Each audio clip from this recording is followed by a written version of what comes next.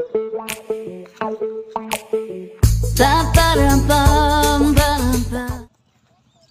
নুরু ভাই, উজ্জ্বল ভাই, তোমরা এই ঠাডা ভাড়া রোদের মধ্যে কেমনে বই রয়েছো? আমি তো আটটা দেওয়ার পাইতেছি না, আমার শৈলমল পুড়ে গেছে।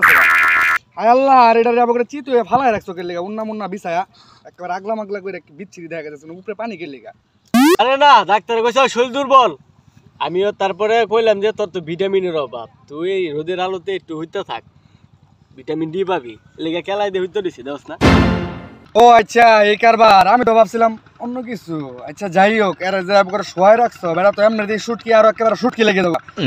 ওরমেন ভিটামিন ডি দরকার। তোমার কি সমস্যা? তোমরা এন রোদের মাঝে বই রয়েছো কি লিগা? আমি কিছু জানি না, ওই আমারও কইলো ইনয় বই থাক কল লগে বই রইছে।